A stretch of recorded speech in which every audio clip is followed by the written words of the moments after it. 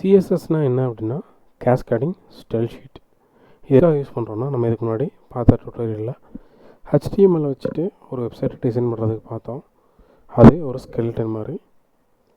அதில் இருக்கக்கூடிய கலராக இருக்கட்டும், இல்லை மார்ஜினாக இருக்கட்டும், இல்லை பேடிங்காக இருக்கட்டும், இல்லை நீங்கள் வைக்கக்கூடிய பேக்ரவுண்டாக இருக்கட்டும், இந்த மாதிரி ஒவ்வொரு விஷயத்தையும் வந்து நம்ம டிக்ளேர் பண்ணுறதுக்காக யூஸ் பண்ணுறது தான் சிஎஸ்எஸ்.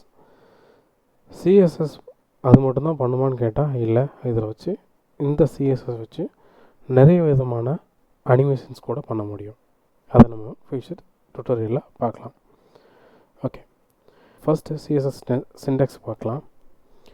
சின்டெக்ஸ்னால் வேறு ஒன்றும் இல்லை, அதை எப்படி நம்ம டிக்ளேர் பண்ணணும் தான் சிஎஸ்எஸ்.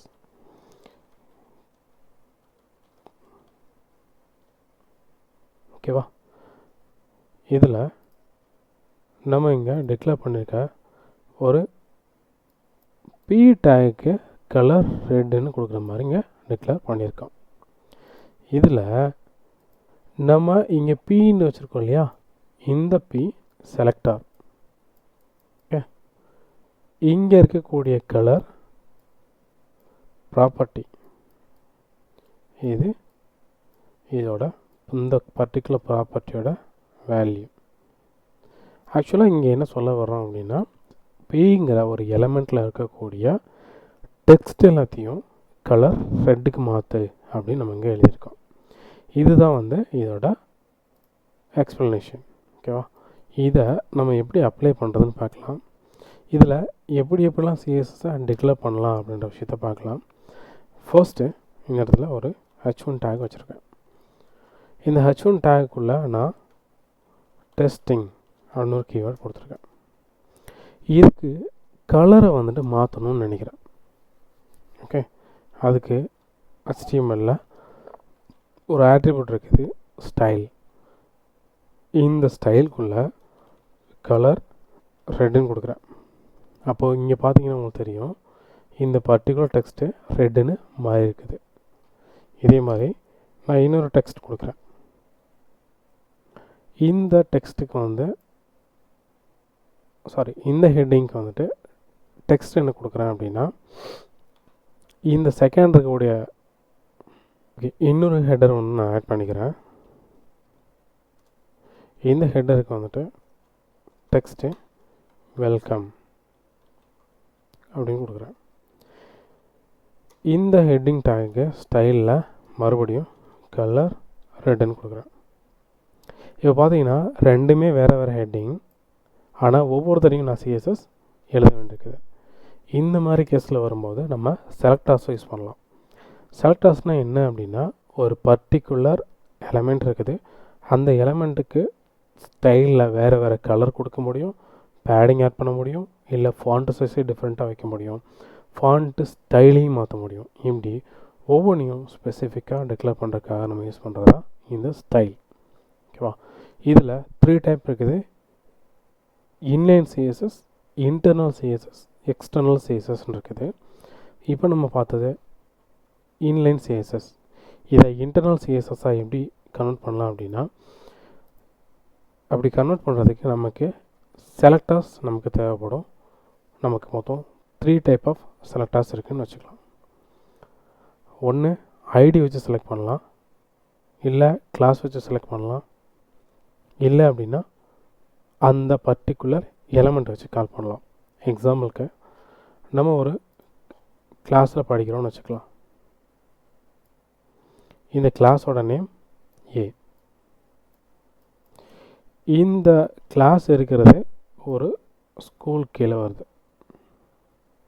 இந்த ஸ்கூலோட நேம் வந்துட்டு எக்ஸ் அப்படிங்கிற ஒரு ஸ்கூல். இதில் ஒரு ஸ்டூடெண்ட் படிக்கிறாரு. இந்த ஸ்டூடெண்ட்டோட ரோல் நம்பர் 1. ஓகேவா? இப்போது இதே ஸ்டூடெண்ட் வெளியில் ஒரு ஸ்கூலுக்கு போகிறார். ஓகே, அந்த ஸ்கூலில் போயிட்டு இவரை இன்ட்ரொடக்ஷன் கொடுக்கும்போது இந்த ஸ்கூலுன்னு இன்ட்ரொடக்ஷன் கொடுப்பார்.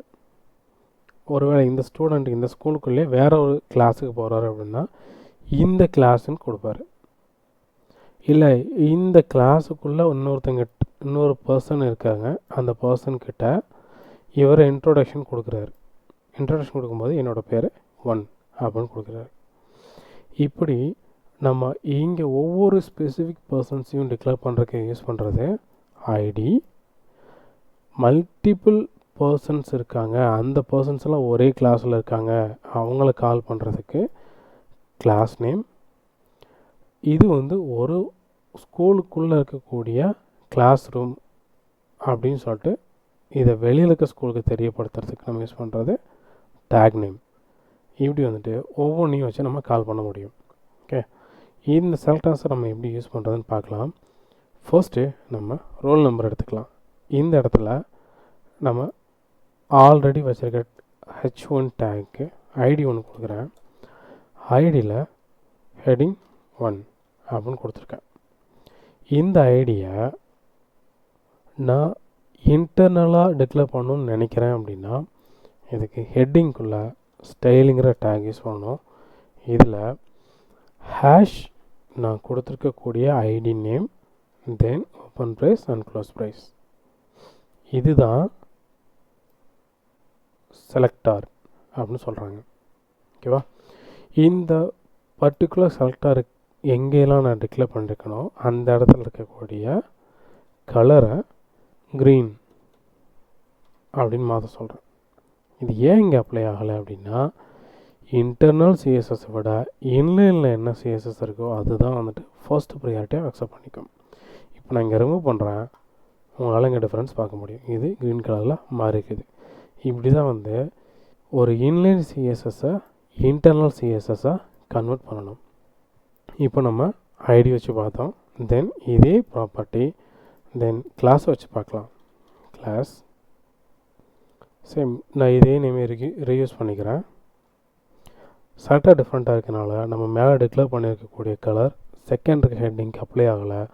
ஸோ கிளாஸை டிக்ளேர் பண்ணுறதுக்கு டாட் அந்த particular selector open brace and close brace colour red. Okay, இப்படி தான் இந்த ஐடிங்கிற செலக்டாரையும் கிளாஸுங்கிற செலக்டாரையும் யூஸ் பண்ணணும். ஒருவேளை எனக்கு இந்த ஹெட்டிங் எங்கெல்லாம் இருக்கோ அதெல்லாம் அப்ளை ஆகணும் அப்படின்னு நினைக்கிறேன். ஒவ்வொரு இடத்துலையும் கிளாஸை போய்ட்டு பேஸ்ட் பண்ணிகிட்டு இருக்க முடியாது. அதனால் நான் மொத்தமாக ரிமூவ் பண்ணிடுறேன். இப்போ ரெண்டுமே எனக்கு பிளாக் கலரில் இருக்குது. இதை எப்படி கால் பண்ணலாம் அப்படின்னா இந்த பர்டிகுலர் எலமெண்ட்டோட நேம் வச்சு கால் பண்ண முடியும். H1 டைரெக்டாக அந்த எலமெண்ட்டை கால் பண்ணுறேன். கலர் பிங்க் அப்படின்னு கொடுக்குறேன். பிங்க்குங்கிறது நமக்கு தெரியாதனால இந்த இடத்துல ஓகே ப்ளூ வைக்கிறேன்.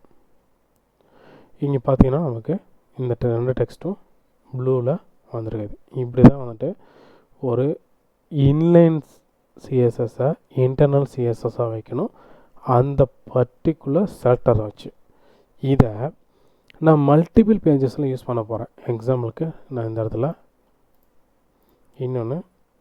இன்னொரு HTML ஃபைல் போடுறேன். index2.html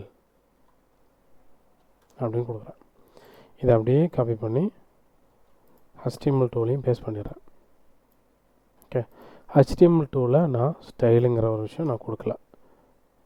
பாருங்கள், HTML டூவில் நான் எந்த சிஎஸ்எஸும் கொடுக்கல. ஸோ பிளாக் கலர் இருக்குது. அதே இண்டெக்ஸில் நான் இங்கே சிஎஸ்எஸ் கொடுத்துருக்கிறதுனால இங்கே அப்ளை ஆகிருக்குது. இந்த ஒரே சிஎஸ்எஸ் மல்டிபிள் ஷீட்ஸ்க்கு அப்ளை பண்ணணும்னு நினச்சோம் அப்படின்னா இதை ஒரு இடத்துல ஸ்டோர் பண்ணுறதுக்கு தான் சிஎஸ்எஸ் அப்படிங்கிற ஒரு ஃபைல் இருக்குது. style.css அப்படின்னு ஒரு ஃபைல் நான் க்ரியேட் பண்ணுறேன். இந்த style.cssக்குள்ளே நம்ம மேலே ஸ்டைல் டேகில் டிக்ளேர் பண்ணியிருந்த எல்லா சிஎஸ்எஸ் எடுத்து இங்கே பேஸ்ட் பண்ணுறேன். இந்த சிஎஸ்எஸ் ஃபைலில் நான் 2 ஃபைலையும் இன்க்ளூட் பண்ணுறேன். இங்கே இருக்க சிஎஸ்எஸ் ரிமூவ் பண்ணிடலாம். இதில் லிங்க் ரிலேஷன்ஷிப் ஸ்டைல் ஷீட் தென் என்ன ஃபைலை நம்ம இன்க்ளூட் பண்ணோமோ அந்த ஃபைல் நேம் நம்ம இங்கே கொடுத்துருக்கோம். இப்போ பார்த்திங்கன்னா தெரியும், இங்கே நம்ம கொடுத்த உடனே ரிமூவ் பண்ணுறேன். டெக்ஸ்ட் எல்லாமே பிளாக்கில் இருக்குது. அகெயின் ஆட் பண்ணுறேன். ஆட் பண்ணும்போது இங்கே இருக்க டெக்ஸ்ட் எல்லாமே ப்ளூ கலரில் மாறுது. இப்போது இந்த H2வில் நமக்கு இப்போ வேல்யூ இன்னும் மாறலை. ஏன் அப்படின்னா நமக்கு இங்கே ஸ்டைல் ஷீட் ஆட் பண்ணல. அதை ஆட் பண்ணுறதுக்கு லிங்க்கில் சிஎஸ்எஸில் என்ன ஸ்டைல் ஷீட்டோ அதை அப்ளை கொடுக்குறேன். இங்கே அப்ளை ஆகிருக்குது. ஒருவேளை நான் இந்த கலர் ரெண்டுமே வந்து ரெட்டாக மாறணும்னு நினைக்கிறேன்.